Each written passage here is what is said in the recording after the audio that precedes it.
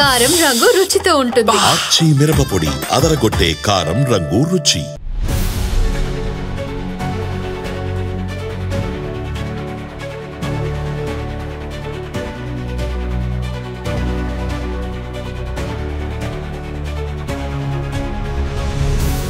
Hi viewers, welcome to ఆదాన్ మరోకొండం. నేను మీ ప్రసాద్. అరెస్ట్కి ముందు కొమ్మినేని ఏమన్నారంటే, విషయం ఏంటి అంటే, కొమ్మినేని శ్రీనివాస్ అదేనండి సాక్షిలో ఉంటాడు కదా, అతన్ని జస్ట్ ఒక గంట క్రితం అరెస్ట్ చేశారు. ఈ నేపథ్యంలోనే సరే అరెస్ట్ చేసినప్పుడు ఇక వైసీపీ వాళ్ళు కానీ లేదా సాక్షి మీడియా కానీ ఏం చెబుతుందని ప్రత్యేకంగా చెప్పనక్కర్లా. అయితే ఇదే కొమ్మినేని శ్రీనివాసరావు అరెస్ట్కి ముందు కూడా ఏం మాట్లాడారు అంటే, అరెస్టు చేస్తున్న సమయంలో మాట్లాడటం వేరు, అరెస్టు చేయక ముందు ఆ రోజు చేస్తారని కూడా ఆయనకు తెలియనప్పుడు మాట్లాడటం వేరు. ఇదే ఈరోజు ఆయన సాక్షి మీడియాలో అంటే నేను చూపించడానికి అవకాశం లేదు, ఎందుకంటే అది కాపీరైట్ ఇష్యూస్ ఉంటాయి కాబట్టి. ఆయన మాట్లాడితే ఏమన్నాడంటే, నేను అసలు ఏమీ అనలా, పచ్చి అబద్ధాలు రాస్తామన్నారు ఈనాడు జ్యోతి అది ఇది అని చెప్పేసి ఇక వాళ్ళ మీద మండిపడ్డారు. అసలు కొమ్మినేని శ్రీనివాసరావు అన్నాడని ఎవరైనా అన్నారా? కొమ్మినేని శ్రీనివాసరావు అనలా. కొమ్మినేని శ్రీనివాసరావు చేస్తున్న ప్రోగ్రాంలో ఈ కృష్ణరాజు అనే వ్యక్తి మాట్లాడాడు. మాట్లాడినప్పుడు ఖండించవలసిన బాధ్యత కొమ్మినేని పైన ఉంది. ఇప్పుడు ఆయన మాట్లాడుతున్నాడు, అతనిది 70 ఏళ్ల వయసు అంట. ఈ 70 ఏళ్ల వయసులో నేను ఏం చేస్తారులే, చేసుకునేవ్వండి, నాకు ఇదేం కొత్త కాదు, నేను ఎన్నో ఒడిదుడుకులు ఎదుర్కొన్నాను అని చెప్పేసి అంటూనే ఫైనల్గా ఒక టచ్ ఇచ్చాడండో, ఈ పత్రికా స్వేచ్ఛ కోసం పోతే పోతాను ఏముంది అని చెప్పేసి అంటున్నాడు. ఇది పత్రికా స్వేచ్ఛ? నీ కార్యక్రమంలో నీ ప్రోగ్రాంలో ఒక వ్యక్తిని కూర్చోబెట్టి, సరే అతనికి సాక్షి మీడియాకి సంబంధంలో ఒక గెస్ట్గా అనుకుందాం, అతను మాట్లాడినప్పుడు దాని బాధ్యత ఎవరిది? ఖచ్చితంగా ఆ ప్రోగ్రాంలో హోస్ట్ ఎవరు ఉన్నారో అతను దాన్ని ఖండించాలి కదా. ఎక్కడైనా ఖండించాడా? ఖండించలేదు కాబట్టి నేను ఆ స్థాయిలో క్షమాపణ చెప్పేశానంటే సరిపోద్దా? సరిపోద్దా? ఇక ఆంధ్రప్రదేశ్ రాష్ట్ర ప్రజల మనోభావాలు, ఆడపడుచుల శీలాల మీద ఆ రకంగా మాట్లాడితే ఇంకా దానికంటే ఏముంటుంది? 70 ఏళ్ల వయసు అని చెప్పుకుంటే సరిపోయిందా? నాకు అంత ఇది ఉంది, అంత ఎక్స్పీరియన్స్ ఉంది, ఎంత ఎక్స్పీరియన్స్ ఉందని. ఖచ్చితంగా ఆ కృష్ణరాజు అనే వ్యక్తిని అతను వ్యక్తిగతం అని చెప్పేసి అంటే మరలా దాని తర్వాత అతను వీడియో రిలీజ్ చేస్తున్నాడు. అతను ఏమంటున్నాడు, ఇదిగో సాక్ష్యాధారాలు, ఈ పేపర్లో ఎలా పడింది, ఆ పేపర్లో ఎలా పడింది అని చెప్పేసి అన్నారు. అంటే ఇక స్క్రిప్ట్లు పంపిస్తూ ఉన్నారన్నమాట. అందుకనే ఇక్కడ ఇన్వెస్టిగేషన్ కూడా చేస్తున్నారు, జరుగుతుంది. ఖచ్చితంగా అసలు ఒక వారానికి సంబంధించి స్క్రిప్ట్లు ఏ రోజు ఏం పెట్టాలి ఏంటి అనే ఒక ప్లానింగ్లో ఉన్నారా, లేదు యాదృశ్చికంగా జరిగిందా ఏంటి అనేది కూడా చేస్తున్నారు. అయితే ఈ కొమ్మినేని ఇక్కడ మాట్లాడుతూ అంటారు, సో ఏదైతే ఇప్పుడు ఆ సూపర్ 6 హామీలు అడుగుతున్నారు కదా, ఆ హామీలు అడుగుతున్నారు కాబట్టి ఈ రకంగా దుమ్మెత్తిపోస్తున్నారు అని అన్నారు. అసలు ఇందులో ఎవరి ప్రమేయమైనా ఉందా? వీళ్ళంతటికి వీళ్ళు మొదలు పెట్టుకొని వీళ్ళు చేసిన కార్యక్రమాలు, వీళ్ళు చేసిన వ్యాఖ్యలకి ప్రభుత్వానికి ఏదైనా సంబంధం ఉంటుందా? ప్రభుత్వం ఏం చేసింది? వీళ్ళు చేసిన వ్యాఖ్యల్ని ఖండించి మరి దానిపైన తగిన చర్యలు తీసుకోవాలి అని చెప్పేసి ప్రజలు కోరుకుంటున్నారు. ఇప్పుడు తుళ్ళూరులో కేసు నమోదైన తర్వాత పోలీసులు వచ్చారు.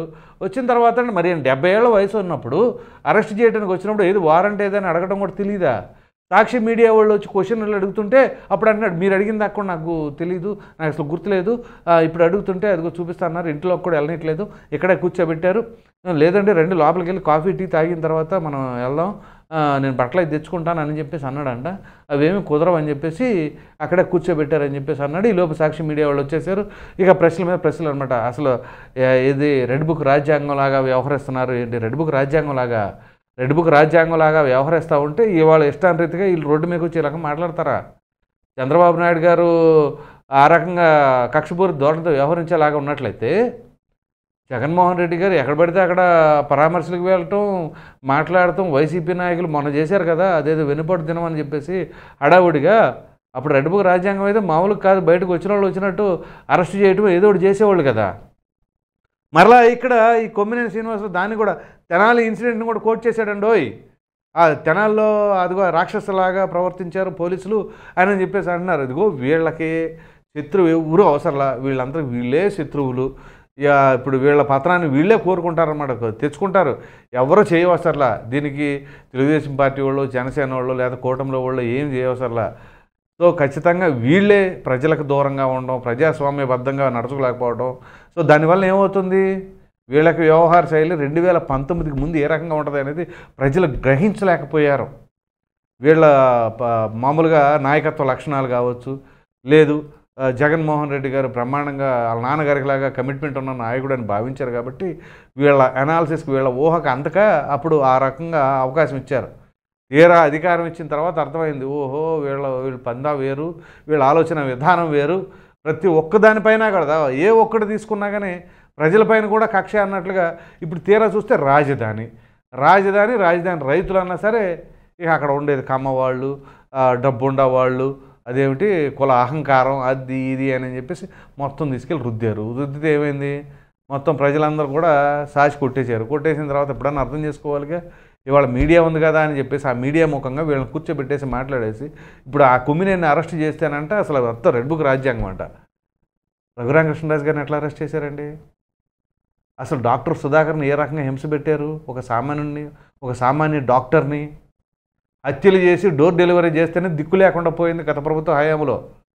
సాక్షాత్తు 3 సార్లుగా అప్పటికే ముఖ్యమంత్రిగా చేసి 3 సార్లు ప్రతిపక్ష నాయకుడిగా ఉన్న చంద్రబాబు నాయుడు గారికి ఒక నోటీసులే పాడులే అర్ధరాత్రి వెళ్ళిపోయి అరెస్ట్ చేస్తే ఇవాళ కొమ్మినేని శ్రీనివాసరావు కంటే ఈ రకంగా చేస్తున్నారు అని చెప్పేసి అంటున్నారు.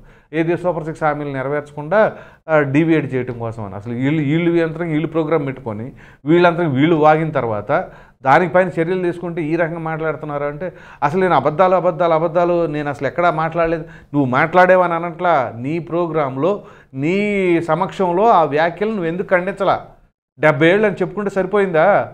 ఏ మాట మాట్లాడించాలి, ఏ మాట మాట్లాడించకూడదు, పోనీ మాట్లాడారనుకోండి, మాట్లాడినప్పుడు ఎలా ఖండించాలి అనేది కూడా తెలీదా? అదేమిటంటే హిస్టరీ నుంచి బయటకు తీసుకొస్తున్నాడు. అప్పుడు ఆ సమయంలో నేను ఎన్టీవీలో చేశాను, అది చేశాను, దాని తర్వాత ఇంకో ఛానల్కి వచ్చాను, అప్పుడు జగన్మోహన్ రెడ్డి గారు నన్ను పిలిచి ఇట్లా ఇచ్చారు, అది అని చెప్పుకుంటూ వస్తున్నారు అనమాట. సో ఇక్కడ ప్రధానంగా ఏంటి అంటే మాట్లాడినప్పుడు ఖచ్చితంగా ఖండించాలి. అక్కడ వాళ్ళేదో నరుక్కుంటుంటే నేను చూస్తూ ఉన్నాను, లేకపోతే నేను మాత్రం కత్తి మాత్రం ఇచ్చాను, లేకపోతే నేను ఇంకేం చేయలేదు అని చెప్పేసి అంటే ఊరుకుంటారు. ఆ నేరమే. సో నేరం చేసినప్పుడు చేసేవాడితో పాటుగా నేరాన్ని చూస్తూ ఉన్నవాళ్ళు సాక్ష్యం చెప్పకపోవడం కూడా పెద్ద నేరమే అనేది ఉంటుంది, చూసారు మన చట్టాల్లో. అదే తరహా ఇక్కడ ఆ వ్యక్తి ప్రోగ్రాంలో ఈ వ్యక్తి మాట్లాడుతున్నప్పుడు ఏ రకంగా వ్యవహరిస్తున్నారు వీళ్ళు. సో ఆ కృష్ణరాజు అనేవాడైతే అసలు ఇప్పుడు మరి ఎక్కడ ఉన్నాడో తెలీదు, సీనియర్ మోస్ట్ జర్నలిస్టు అది ఇది అని చెప్పుకుంటా ఉండి ఇట్లాంటి విషపూరితమైన వ్యాఖ్యలు చేసేది. చివరికి సొంత పార్టీ వాళ్ళే చీకొడుతున్నారు, ఇది ఇట్లాగా మాట్లాడేది అని చెప్పేసి. సో వీళ్ళ సాక్షి మీడియాలో వేసే కథనాలన్నీ కూడా అసలు అన్నీ వచ్చి నిజాలే. ఈనాడు రామోజీరావు గారు వర్ధంతి రోజున ఈ రకంగా అబద్ధాలు రాస్తారా అది ఇదని చెప్పేసి ఈ కొమ్మినేని మాట్లాడుతూ ఉన్నాడు. మరి ఏమైంది? నారాసుర రక్త చరిత్ర అని పెద్ద హెడ్డింగ్లు పెట్టి రాశారు కదా సాక్షి మీడియాలో, ఆ పత్రికలో రాశారు, టీవీ ఛానల్లో వేశారు. ఏమైంది అది? దానికి సమాధానం చెప్పండి. సో అసలు ఆడపడుచులంటే గౌరవం లేకుండా వ్యవహరించేది ఈ వైసీపీ వాళ్ళు, సాక్షి మీడియా అని చెప్పేసి ప్రజలందరూ కూడా బహిరంగంగా మాట్లాడుకుంటున్నారు. దానికి ప్రత్యక్ష ఉదాహరణ చెప్పంటారా? సునీతారెడ్డి గారిని, షర్మిల గారిని ఏ రకంగా ట్రోల్స్ చేశారు వీళ్ళ హయాంలో, వీళ్ళ ప్రభుత్వ హయాంలో, వీళ్ళ సోషల్ మీడియాల్లో.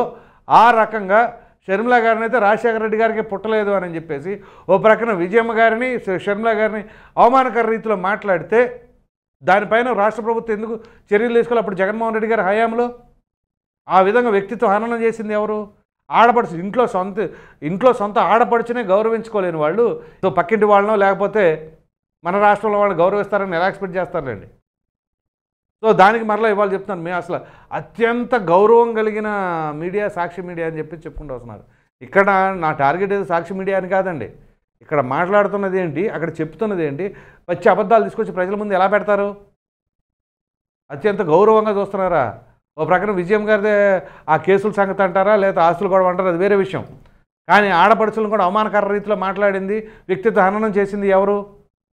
ఇదే జగన్మోహన్ రెడ్డి గారి హయాంలో పవన్ కళ్యాణ్ గారి గురించి, ఆయన సతీమణి గురించి, ఇంట్లో బిడ్డల గురించి సోకాళ్ళు కొంతమంది వ్యక్తులు మాట్లాడినప్పుడు, లేకపోతే అనేక ట్రోల్స్ విధించినప్పుడు దానిపైన ఎక్కడైనా చర్యలు తీసుకున్నారా?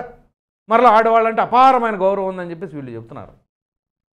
సో ఈ రకంగా కొమ్మినేని అరెస్టుకు ముందు కూడా ఏం మాట్లాడుతున్నాడంటే, నేను అసలు రామ నేనేం చేయలేదు, నా తప్పేం లేదు, చేసిన వ్యక్తి వేరు అని చెప్పేసి, అయినా సరే నేను క్షమాపణ అడుగుతున్నావు అని చెప్పేసి అంటున్నాడంటే ఇక దానికి తగినట్టుగా రెడ్ బుక్ రాజ్యాంగం సూపర్ 6 అమలుపరచట్లేదు, అందుగురించే తన పైన కక్ష పెట్టుకుని ఈ రకం చేస్తున్నారని 70 ఏళ్ల వయసులో నన్ను ఎందుకు ఏం చేస్తారులే ఏంది పత్రికా స్వేచ్ఛ కోసం అంట నేను చచ్చిపోవడానికి సిద్ధమని చెప్పేసి పెద్ద పెద్ద పదాలు పడతాయి. ఏమైనా సంబంధం ఉందా ఆయన మాట్లాడటానికి?